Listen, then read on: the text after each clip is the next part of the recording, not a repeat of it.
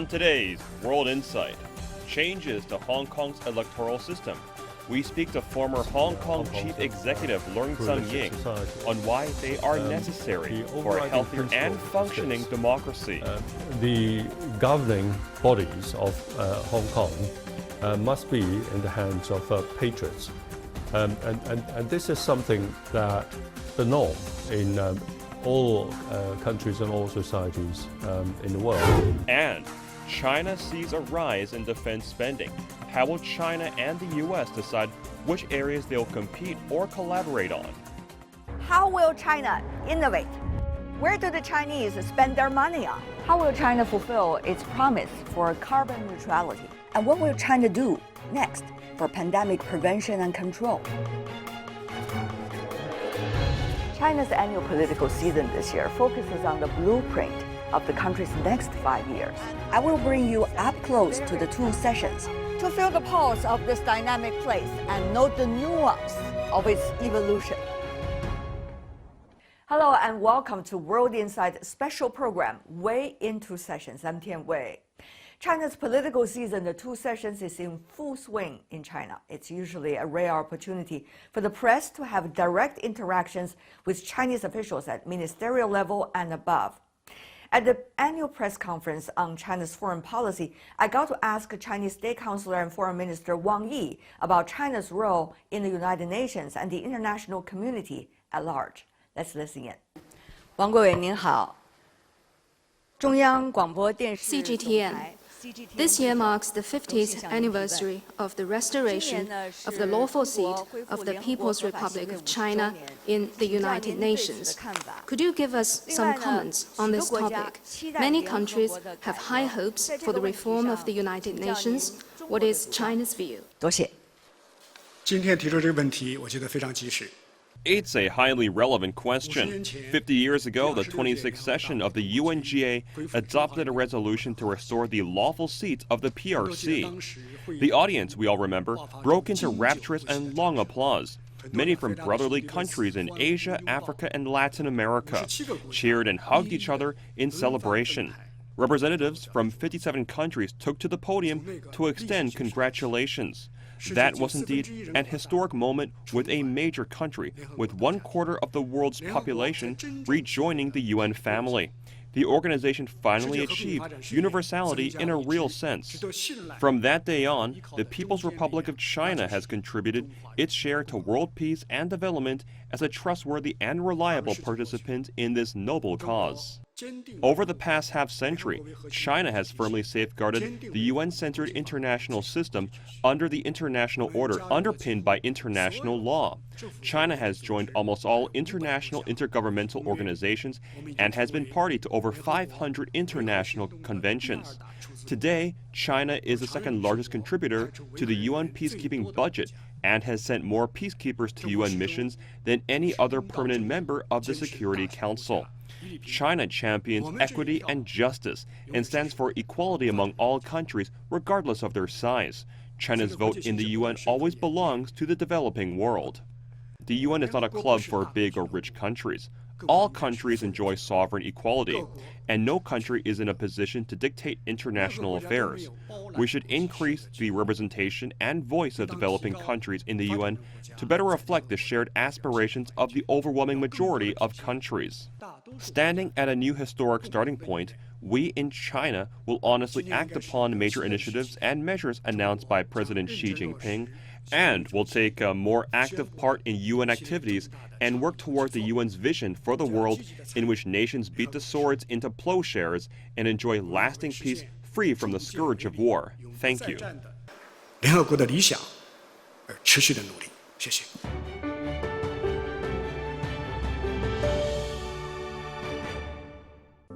China is increasingly clear about the role it can play in the international system. It is also clear about what the red lines are in China-U.S. ties. That's reflected in the answers given by the foreign minister at the press conference. With the country's exports for the first 2 months of 2021 increasing more than 60% compared to last year, and the pandemic well under control, the country is confident about what it can achieve. But even more importantly, in planning for all possible scenarios, China can prepare for the worst while hoping for the best. For example, on China-U.S. ties, pivoting towards cooperation rather than competition, and certainly not rivalry. On neighborly relations with India, for example, focusing on common ground rather than disagreements, the comprehensive picture rather than just the border conflicts. Although China acknowledges that actions speak louder than words, China must also carefully communicate with the rest of the world due to the pervasiveness of social media clashing with delicate geopolitics. The annual press conference of China's foreign minister is one of those efforts. Freshening up facts, clarifying stances, and mapping out agendas.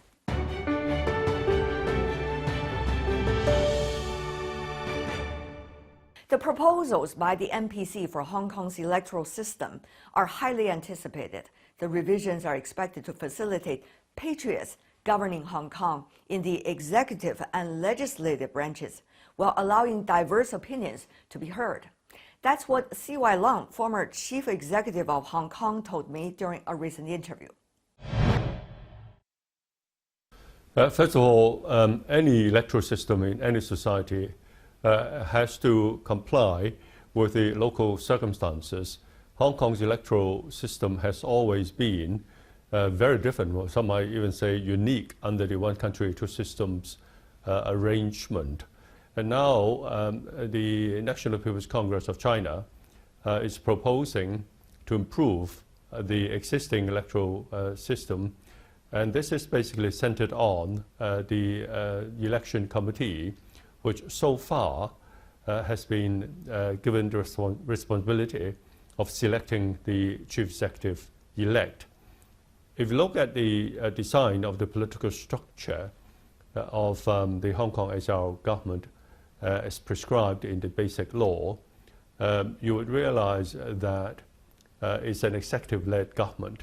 So the election committee in the design of political structure in Hong Kong is very much the center of the formation or the creation of the political structure. However, Mr. Leung, there have been debates about whether that means the election committee will have overpowering capabilities, for example, over the Legislative Council. Will Legislative Council still function as it used to be? What's your take? The overriding principle is this. The governing bodies of Hong Kong must be in the hands of patriots. And this is something that the norm in all countries and all societies in the world. In the past couple of years, we have seen acts of disloyalty. For example, members of the election committee, members of our Legislative Council, members of the District Council running off to Washington, D.C., not once, but several times during 2019, asking the U.S. government to sanction their own country, sanction their own society, Hong Kong. So these are obviously acts of disloyalty, and I would say that these people should not be allowed to sit on the election committee or to be part of our legislature, and definitely not to become a chief executive elect. However, they say with the possible new makeup of the people in the election committee, there might be very different directions of political tendency compared to earlier. Mr. Leung, what's your take? In the past couple of years, there are many incidents by which we can clearly say that they acted outside the functions prescribed by the Basic Law. Filibustering, for example. When I was a chief executive a few years ago, I proposed to the legislature to create two new bureaus. One is the Culture Bureau, the other is Innovation Technology Bureau. You know what happened? Lengthy filibustering to the extent that the Innovation and Technology Bureau, which is something that's not politically sensitive, was delayed by 2.5 years. And that was just one example. I don't see this as the responsibility of a loyal opposition.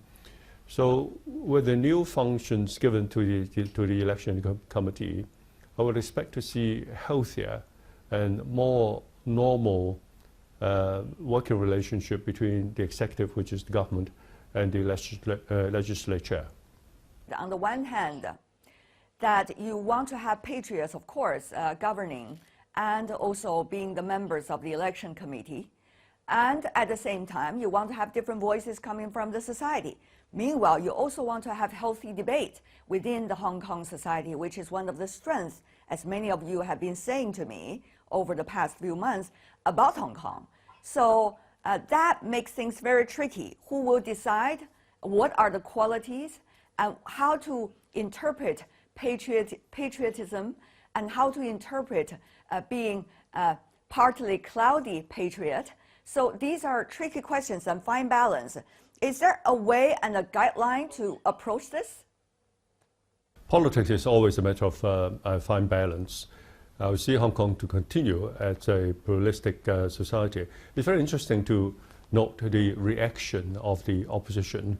The largest and the oldest political party in the opposition is the Democratic Party. And the chairman, when he was asked by the media in the last couple of days, have said that they have not decided to oppose this reform.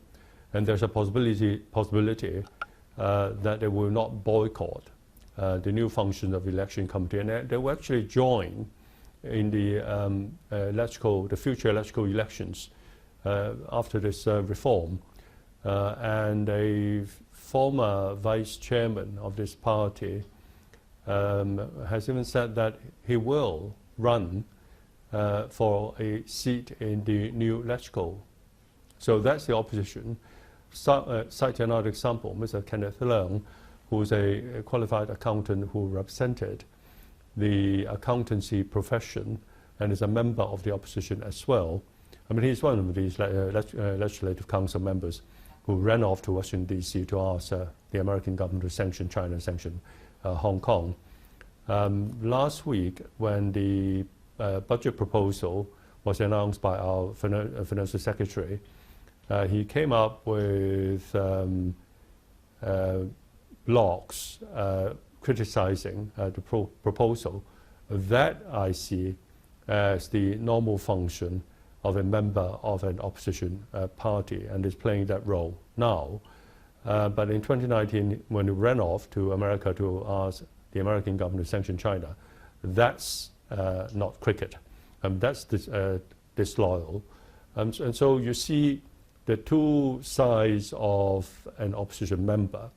And I would expect someone like Mr. Kenneth Leung to continue to play the role, whether it's inside electoral or outside electoral, as the opposition. But many wonder, particularly from outside world, will the space of debate in Hong Kong becoming ever narrower as we speak?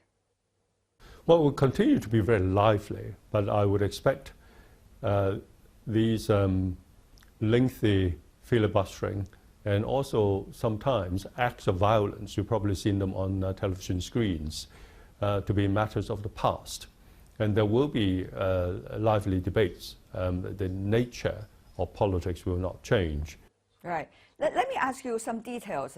There is going to be upcoming legislative council election, and there's also going to be chief executive election quite soon. But we do not know the exact time because it has been postponed. Do you have any details, Mr. Leung, about the possible timing? The electoral election was postponed from September last year in an MPC decision by no less than a year. The MPC is discussing the proposal.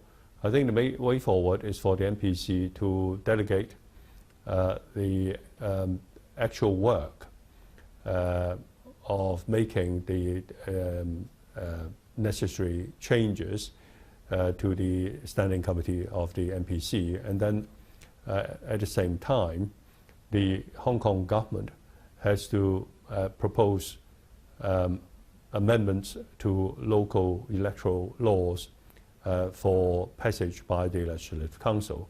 So that's the procedure. And after these, elections will be held. Now, because the election committee would have this new function of nominating and electing members of the Legislative Council, so I would imagine it would firstly be the election of the election committee, and then election of the legislature, and then the election of the chief executive. So in that kind of order, generally speaking, elections of chief executive are held in about March every 5 years. So that would be the last step. First step, election of the election committee. Second step, election of the Legislative Council, and then election of the chief executive. So I think the first two elections will probably happen within this year, and the last, which is the chief executive election, would be early next year.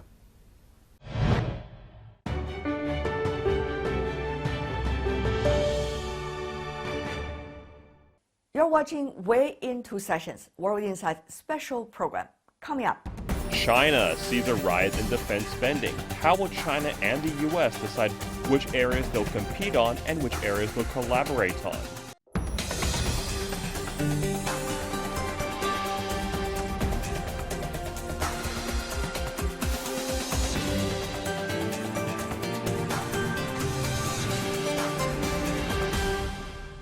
Diplomacy and national defense always go hand in hand. That's why after the press conference on China's foreign policy, I talked immediately with Senior Colonel Joe Bull, Senior Fellow at the Center for International Security and Strategy with Tsinghua University. At the press conference of China's State Councilor and Foreign Minister Wang Yi, he talked about the red line China set for the United States. What's your take about this very clear clarification on this? Well, I think China and the United States really have different perspectives about the current relationship. While China still stress on cooperation, while some sort of competition is inevitable, the United States will simply describe it as a kind of a great power competition. So this kind of approaches are certainly different. But it is our sincere wish that the United States would respect China's core interests, such as on Taiwan issue, which is laid down very clearly by Mr. Wang Yi. Senior Colonel Zhou, one of the things about international relations is it's not just the diplomatic statement, but also the teeth, as they say, and therefore it comes to the military. If the U.S. chose the other way around, is China going to respond appropriately and also firmly? Well, it's a very good question because currently I believe the big consensus between China and the United States is possible cooperation on climate change. But there is another area which is less mentioned, but certainly agreed upon, that is risk reduction, that is to avoid military confrontation. It's good for me to tell that in last October, Pentagon and China's Ministry of National Defense for the first time convened a meeting aiming at crisis management communication. This is certainly a new mechanism, and by describing it, crisis management, that is something new, because previously we all talk about accidents or incidents. By calling it a crisis, that means there is a growing awareness on both sides that we might really have a crisis. So how could we possibly diffuse it? Then where might we have a crisis? I believe in both Taiwan Straits and in the South China Sea, the situation is not coming down. It's actually becoming more tense because of the increased Americans' involvements either in Taiwan Straits or in the South China Sea. For example, the so-called freedom of navigation operations. China's defense ministry has already announced, according to the government work report, the specific numbers of the defense budget is an increase of about 6.8%. With that increase of defense budget, many wonder where it is going and whether it has been put onto the quote-unquote frontline issues about the issue of Taiwan, the issue about South China Sea. Senior Colonel Zhou, what's your take? Well, this kind of increase should not come as a surprise at all, because this is, first of all, one-digit growth, and which is more or less compatible to what we had in the past. And previously, we even had a two-digit growth. So this kind of increase is very much normal. First of all, this is our money. We can afford to invest our own money in our own defense. And besides, we have a long-term objectives. For example, we have to become modernized in 2035, and we have to become a world-class military by mid-century. These grand objectives, they are clearly marked down our road. So this kind of increase is very much normal and should not come as a surprise at all for anybody. It's a very interesting thing. On the one hand, China is looking at the relationship with the United States. Hopefully, it could be constructive. It will be more focusing on cooperation or good sense competition. But now, at times, there are decisions that needs to be made, which is very challenging, I guess, for any country, particularly China, when thinking about the power barometer right now with the United States. Senior Colonel Zhou, what's your take? Yeah, I think you're right, because again, if I put myself in the shoes of the United States, I believe they have a different feeling now in being defensive of democracy, defensive of the alliance, because of what happened to the United States, for example, in Capitol Hill or in the Saudi relationship across the Atlantic. This certainly is not China's fault, right? This invites a problem of how you look at the world. The West would simply consider the world is a kind of a liberal international order, which is on the wane, because the liberal international order, as they believe, started right after the Second World War, and it come to the highest apogee after the dissolution of the Soviet Union, but now it's on the way. But if I look at this issue, I would argue that the whole concept of the liberal international order is a myth, because after the Second World War, we have many other events. For example, the independence of more than 50 African countries. For example, the huge influence of China over the Third World, and last but not least, the decades-old rivalry between the Soviet Union and the United States. So how could you justify the 70 years in one sentence liberal international order? This is narcissism. This is self-praise. The world is just like a jungle, and there are different floras and faunas. But we need rules. And how do we make rules? We need to make the rules all together. As we heard from the Chinese State Councilor Wang Yi's press conference, and we have also been hearing from the Chinese government's various organizations, including the Defense Department, over the years. So now, what is China's contribution at a time of quite interesting geopolitics? How can we, China, contribute more to the global governance issue? That's very tricky, isn't it? Yeah, indeed. Actually, this good question can be put into two categories of answer. One is China become part of the international system. China adapted itself to the norms and regulations largely built by the West. This is already happened because China basically has joined all international rules and regulations.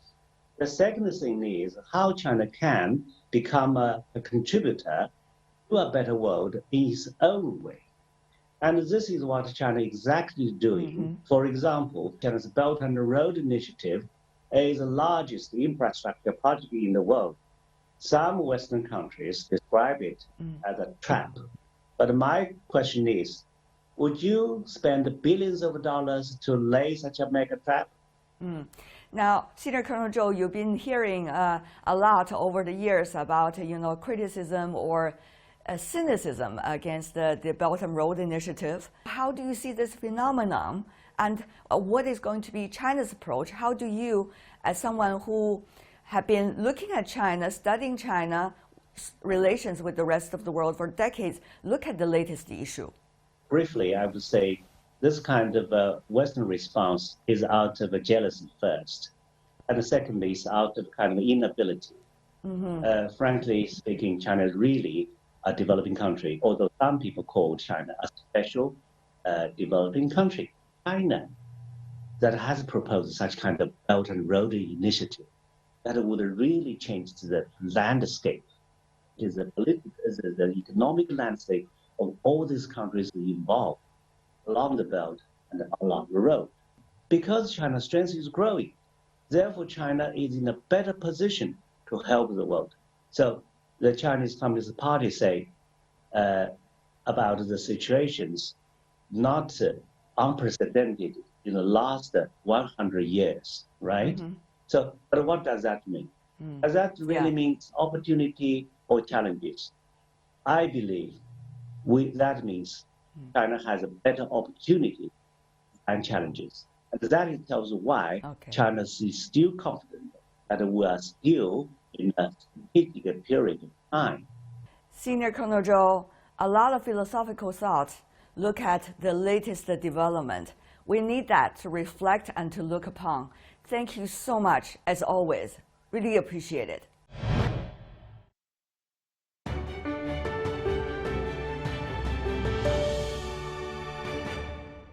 The relationship between China and the U.S. under the Biden administration is less than 2 months old, but the fault lines are becoming clearer. The U.S. Secretary of State Tony Blinken has described the bilateral relations between China and the U.S. as competitive when it should be, collaborative when it can be, and adversarial when it must be. These words are open to interpretations, of course, but I do want to listen to someone who knows it inside out. Roy Haas, senior fellow at the Brookings Institute, served as director for China at the National Security Council from 2013 to 2017, where he advised President Obama on Washington's China policy. Haas wrote a recent new book, Stronger: Adapting America's China Strategy in an Age of Competitive Interdependence. So what is really the key word here? Competition, rivalry, or cooperation? My view is that the United States and China are going to remain the two largest players in the international system for the foreseeable future. The United States is not going to be able to change China any more than China is going to be able to change the United States. And so we're going to have to find ways to coexist with each other, even amidst intensifying competition. And the crux of my argument is that the United States will do better in competing with China if we focus more on addressing our own issues and fortifying our own sources of strength. And so that's really the crux of the argument that I'm trying to advance. But some say, wow, you're just talking about diplomatic cliches, just like what you talked about 5 years ago or 10 years ago. Is that true? Well, I don't think that's true. I think that we need to be honest with each other, though. The relationship has changed considerably in the last 5 to 10 years, and America's outlook, American attitudes, and American strategy needs to adapt to that changing reality. I think what you would find in the United States is that there are very strongly held views towards China. There was polling that came out yesterday by Pew that had really eye-watering findings about the strength and intensity of emotion that many Americans feel towards China. Our policy needs to be reflective of those feelings, but at the same time, we need to have a certain degree of perspective about the challenges that we confront from China.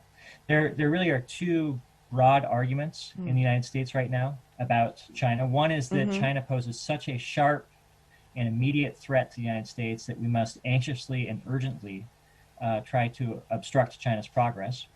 And then the other argument, which is more reflected in some of the comments that President Biden and those around him have made, is that the United States needs to reinvest in its strengths in order to outpace China. What I'm trying to do is to provide a bit of support to that latter argument, because I think that a patient, calm, wise, and far-sighted approach will serve the United States much better over the long run than an anxiously reactive effort to try to respond to every Chinese action. Mr. Haas, talking about the Biden administration, recently the Secretary of State had been making several remarks about China or the world. Here's what he said, quote, "Our relationship with China will be competitive when it should be, collaborative when it can be, and adversarial when it must be. The common denominator is the need to engage China from a position of strength," end of quote.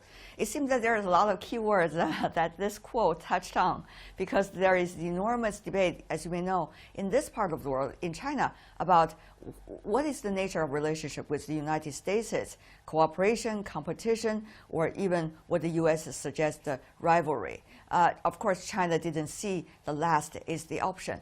So it seems that the Secretary of State, by mentioning every word, is not really saying any certain words. Well, what I think he's saying, and I think it's very important, is that the United States does not view its relationship with China in a monochromatic fashion where it's only one thing. We have a diverse relationship with China. There are issues on which we will collaborate. There are issues on which we will compete. And there are instances where our interests are just fundamentally at odds with each other, and we will need to manage that tension. And I think what Secretary Blinken and those in the Biden administration are trying to do is to raise awareness of the fact that we can't afford to look at China in just one way, as a partner or as a foe or enemy. The reality is that the United States and China are going to be impacted by the actions of the other. And in certain issues, we will be partners, and certain issues, we will be problems for each other. And it's going to be a complex, dynamic relationship. The more that we can develop sort of a clear-eyed view of all the dimensions of the relationship, I think the better that we both sides will be able to manage it. Will human rights be a clashing point? Well, I think that human rights are going to be a continuing issue in the relationship, as they have been for the past 40 years. So I do expect that that issue will continue to be prominent in the overall relationship. But there are a lot of accusations against the United States being hypocritical in terms of human rights when there are a lot of issues at home in the U.S. and not being handled well. Racial equity, for example. Recently, we also see the hate crimes against the Asian Americans, just to have a few examples, not to mention some of the other history problems and the U.S. treatment of others in the world. So some suggest, though, Mr. Haas, the U.S. tend to be a bit hypocritical because there are a lot of things about human rights that's not being handled very well back at home. Do you think that this is the right battleground that the Biden administration had picked up? Well, I understand the sentiment, but I guess what I would say is that the United States government would not disagree with our imperfections. In fact, we're out in the open. Our media reports on America's imperfections every day, and our government is trying to address them, however imperfectly. And you know, hopefully we will make progress in the United States, and we will serve as an example of progress that can be achieved in addressing some of our own challenges at home. Will some of the latest conflicts, whether it's about human rights issue or different interpretations of it, or others, spoil the atmosphere of any possible cooperation between China and the U.S.? Are you worried about that? I'm not particularly worried about it. You recall in the latter years of the Obama administration, we had plenty of areas of contestation over cyber issues, over human rights issues, over economic issues. And we were still able to work together as two mature, responsible global powers on issues such as Ebola, climate change, non-proliferation, nuclear security. So it is possible, and if you look at history, it is normal for mature global powers to have a balance of cooperation and competition. It's going to be difficult. Nothing about this relationship will be easy or simple, but I don't think that there's any reason why our areas of difference necessarily should impede our ability to work together when it serves America's interest and China's interest to do so.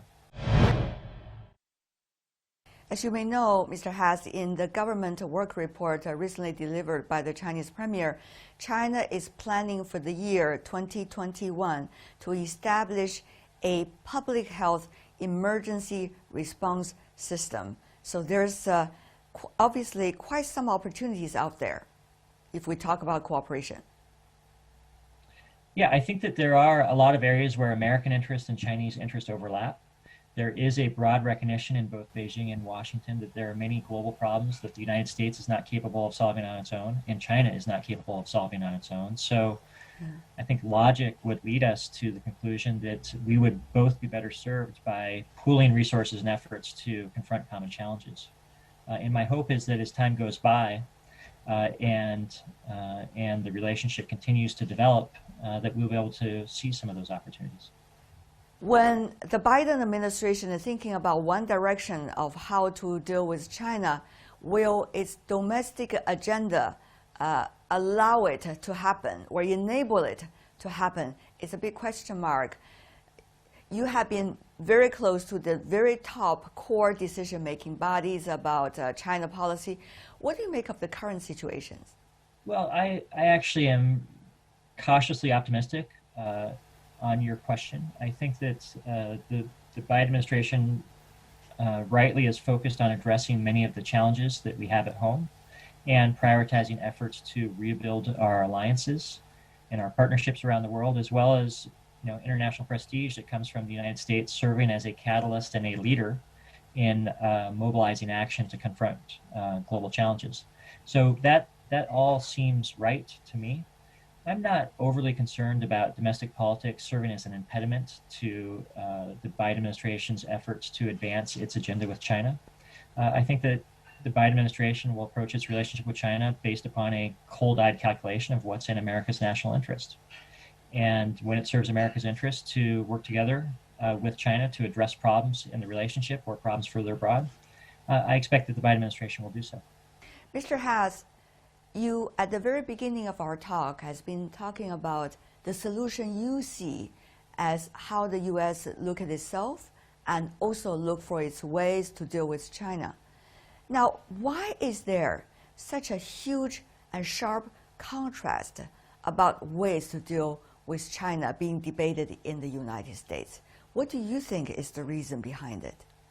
Well, I think there are a few reasons, Tianwei. The first is China is a bigger, more prominent actor that more directly touches American people's lives on a daily basis now than it ever has been before. And so it's natural and normal for Americans to be debating and talking about what is the proper response to China's changing behavior. I think that there are shifting power dynamics in the relationship that are changing, the overall orientation of how the United States and China relate to each other. I think that China's behavior has changed in recent years, and this may be an area that we disagree upon, but China has altered the way that it pursues its interests. It has grown more tolerant of risk and more acceptant of friction with the United States and others. And it appears to have grown more impatient in pursuit of its ambitions than has been the case in the past. And we also have to acknowledge that the United States has grown uncomfortable with a perception that it has lost ground to China. And so if you add all those pieces together, I think you get the picture that we have today. At this moment, I'm only an amateur observer of what's going on in geopolitics and politics. So Mr. Haas, apparently I think the two governments, the two administrations in China and the U.S.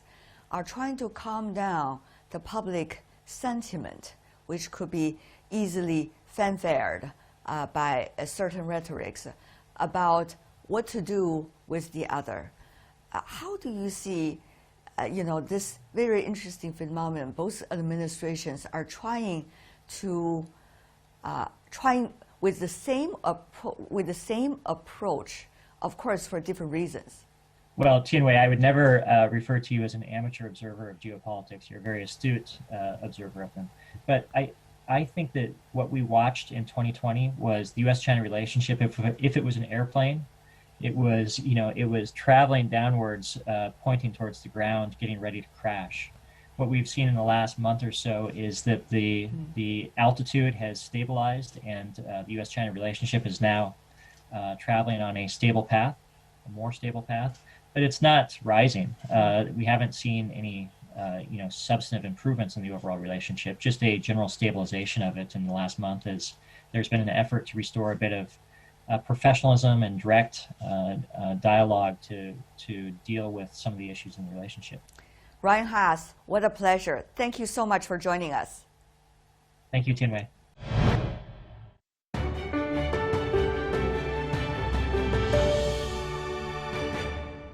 That's all we have for today. If you'd like to see more, search World Insight or check out our YouTube channel. You can also follow us on Twitter and Facebook. I'm Tian Wei. On behalf of the team, thanks for watching this special edition of World Insight Way Into Sessions. Bye for now.